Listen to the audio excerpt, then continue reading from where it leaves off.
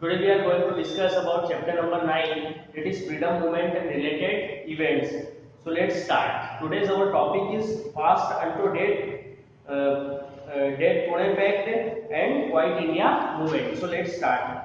British government was on one side using the policy of exploitation and on the other side using divide and rule policy. The government offered separate reserved seat to Dalits for contesting elections. This is a policy of entice the Dalits and drift them away from Hindus. Gandhiji strongly opposed this move of British government. देखिए Britishers एक तरफ तो कहीं ना कहीं हमें exploit कर रहे थे, उनके पॉलिसी ऑफ एक्सप्लॉइटेशन का इस्तेमाल कर रहे थे और दूसरी ओर डिवाइड एंड रूल पॉलिसी का इस्तेमाल कर रहे थे।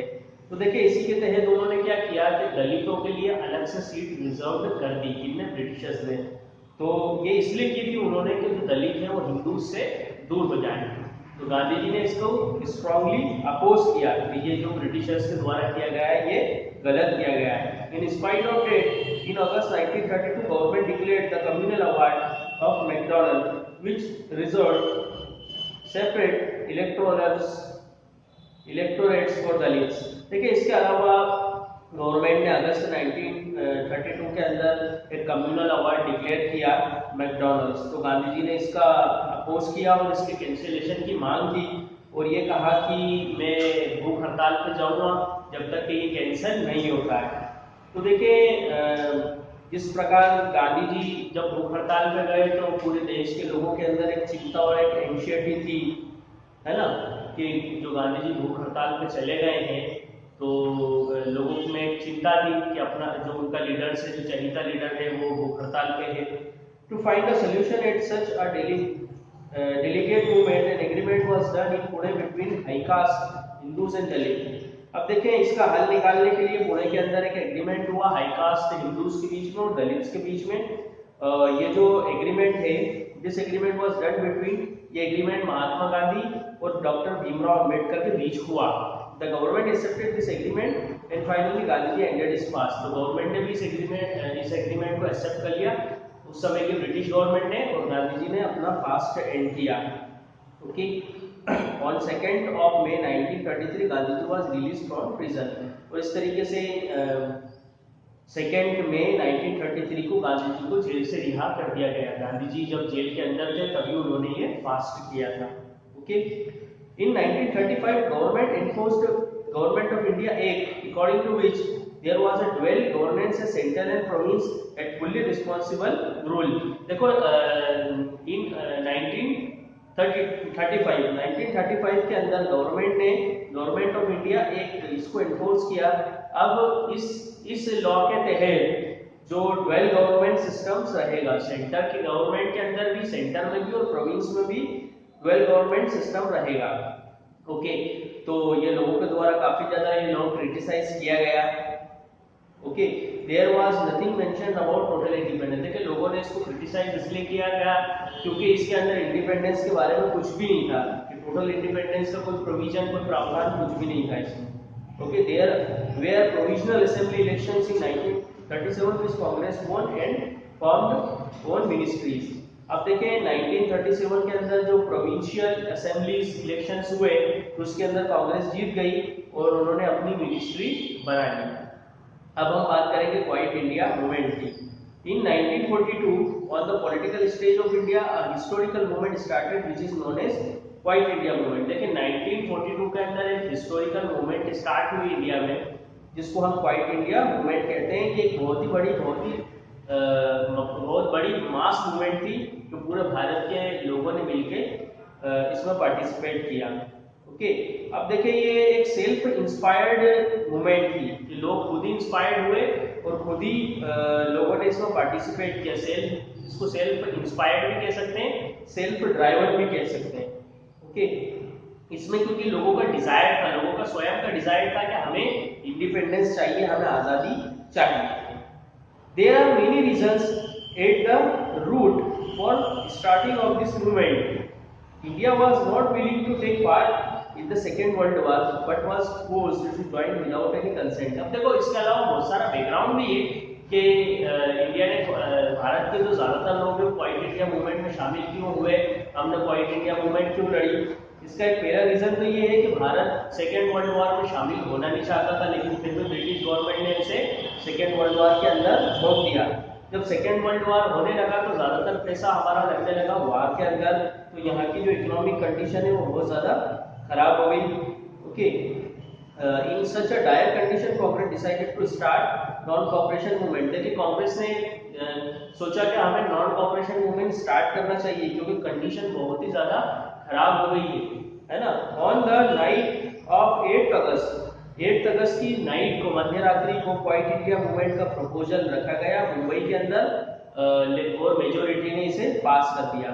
On this occasion Gandhi ji से, अब इस ओकेजन में देखिए गांधी जी ने क्या कहा था, each and every individual should consider himself a free individual, कि हर कोई अपने आप में फ्री है ना। ही और she should in order to achieve the freedom in reality try hard. हर किसी को फ्रीडम अचीव करने के लिए, फ्रीडम मतलब कि आज़ादी अचीव करने के लिए वो फ्री है और उसको अपनी बेस्ट कोशिशें करनी चाहिए। एंड बी प्रिपेयर्ड टू ले द लाइफ, और इसके अलावा अपनी जान भी देने के लिए तैयार रहना चाहिए। लेकिन अहिंसा के द्वारा गांधी जी ने जब ये बात कही थी तो गांधी जी क्योंकि अहिंसा के मानने वाले थे इसलिए उन्होंने ये बात कही थी कि हमें हमारी जान देने के लिए तैयार रहना चाहिए, अहिंसा से हमें लड़ाई लड़ना है। गांधी जी से देखिए इसी मौके पर गांधी जी ने कहा था, I am not going to accept anything less than independent, मुझे इंडिपेंडेंट से कम कुछ भी नहीं चाहिए। वी शायद either do or die. Gandhi ji ने कहा था कि इस समय हमारी स्थिति ये है कि अब हमें या तो करना है, यानी टोटल इंडिपेंडेंस के लिए कुछ काम हमें कर जाना है, या मरना है ना, कि करो या मरो। या तो आप टोटल इंडिपेंडेंस के लिए कर दोगे कुछ तो कुछ आपका हो जाएगा, नहीं करोगे तो फिर मारे जाओगे। ओके, मतलब हमारा शोषण जैसा हो रहा है होता रहेगा। Even before the movement started on the night of 9 August government arrested leaders like. अब देखिए जब ये मूवमेंट स्टार्ट हुई तो 9 अगस्त की नाइट को गवर्नमेंट ने बहुत सारे बड़े बड़े लीडर्स को गिरफ्तार कर लिया, जैसे कि महात्मा गांधी है, मौलाना आजाद है, सरदार पटेल है, जवाहरलाल नेहरू है, सरोजिनी नायडू है, और इसके अलावा और भी वर्किंग कमेटी के जो मेंबर है उनको गिरफ्तार करके पुणे की जेल में डाल दिया गया। This hearty actions on the part of government give strength to the movement. अब देखिए इससे गवर्नमेंट ही चाह रही थी कि इससे जो मूवमेंट है वो दबेगी, लेकिन इससे मूवमेंट दबी नहीं बल्कि और ज्यादा मूवमेंट को क्या मिला, बल मिला इससे। ओके, और जो मॉब है, the mob can on road, अब मॉब जो है वो रोड पे आ चुकी थी, लोगों का जो टोला है वो रोड पे आ चुका था और जगह जगह स्ट्राइक हो रही थी, डेमोन्स्ट्रेशन हो रहे थे, पब्लिक मीटिंग हो रही थी पूरी कंट्री के अंदर। मुंबई, अहमदाबाद, पुणे, दिल्ली, कानपुर, इलाहाबाद, वाराणसी, जबलपुर, पटना और इसके अलावा छोटे छोटे जो कस्बे हैं, जो डिस्ट्रिक्ट हैं, वहाँ पर भी बहुत ज़्यादा स्ट्रगल होने लगा। ओके, ब्रिटिशर्स के खिलाफ आवाज़ें उठने लगी। The important of quite India movement is that this made freedom for the country an instant demand. देखिए इसका क्वाइट इंडिया मूवमेंट का जो सबसे इम्पोर्टेंट बात है वो ये है कि इस मूवमेंट ने इंस्टेंटली डिमांड करी थी कि हमें अब इंडिपेंडेंस चाहिए ही चाहिए। The agitators damage the means of transport. अब देखिए गांधी जी ने जो बात रखी थी वो अहिंसा के पस मंजर में रखी थी, कि अहिंसा के बैकग्राउंड में रखी थी कि हमें जो कुछ काम करना है वो अहिंसा से करना है, लेकिन लोग उस चीज को भूल चुके थे। जो एजिटेटर्स थे उन्होंने ट्रांसपोर्टेशन सिस्टम को बर्बाद कर दिया, ओके, और कम्युनिकेशन सिस्टम्स को कुछ बर्बाद किया। इसके अलावा पुलिस स्टेशंस में अटैक किया, गवर्नमेंट के जो डॉक्यूमेंट्स हैं और गवर्नमेंट की जो चीज़ें हैं उसको नुकसान पहुंचाने लग गए, और तो पुलिस ने भी फिर कहीं ना कहीं के ऊपर लाठीचार्ज और फायरिंग वगैरह करने लग गई। बहुत सारे हजारों लोगों को गिरफ्तार कर लिया गया।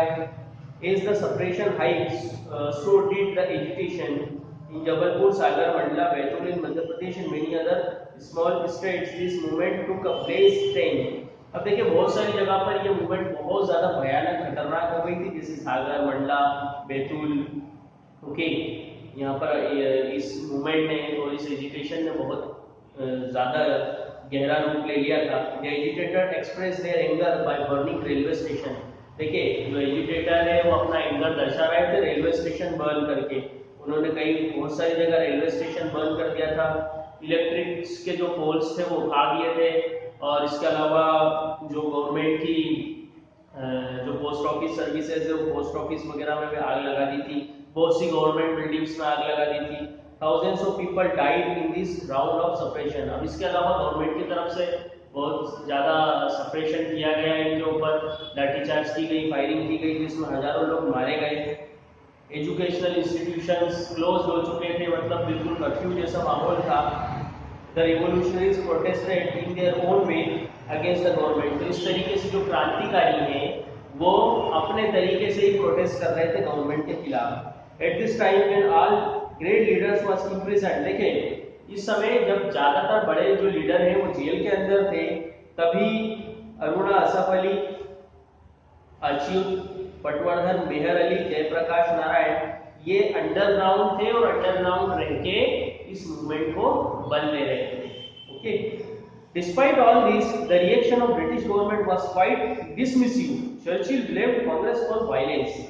अब देखिए इस समय जो गवर्नमेंट का, ब्रिटिश गवर्नमेंट का जो रवैया है वो बिल्कुल ही अलग था। जो चर्चिल थे उन्होंने ब्लेम किया कि जो वायलेंस हुई है ये सब कांग्रेस के कारण हुई है, लेकिन गांधी जी ने कहा कि ये जो वायलेंस हुई है लोगों के द्वारा, ये कांग्रेस के द्वारा नहीं की गई है, बल्कि जिस तरीके से ब्रिटिश गवर्नमेंट सप्रेस कर रही है, लोगों को दबा रही है, तो उस दबाव की वजह से ये जो वायलेंस है वो हुई है। On 10th February 1943 Gandhi ji started fast for 3 weeks. 10 फरवरी 1943 से गांधी जी ने 3 वीक का जो अपना फास्ट है वो स्टार्ट किया। उनकी कंडीशन बहुत ही सीरियस हो चुकी थी, बहुत ही खराब हो चुकी थी, लेकिन फिर भी अपने विल पावर की वजह से वो फास्ट रख रहे थे। While he was in prison on 23rd February 1944, his wife Kasturba died। देखिए ये जब जेल के अंदर ही थे, 23 फरवरी 1944 को इनकी जो वाइफ है कस्तूरबा, उनकी डेथ हो गई, मृत्यु हो गई। Even the movement slowed down। On 6th May 1944 government release Gandhi ji from jail. देखिए जब ये जो मूवमेंट है थोड़ी सी कम होना शुरू हुई तो गांधी जी ने ब्रिटिश गवर्नमेंट ने 6 मई 1944 को गांधी जी को रिलीज कर दिया जेल से, क्योंकि उनकी हालत जो है, उनकी जो हेल्थ कंडीशन है बहुत खराब हो चुकी थी, इसलिए उनको रिलीज कर दिया गया।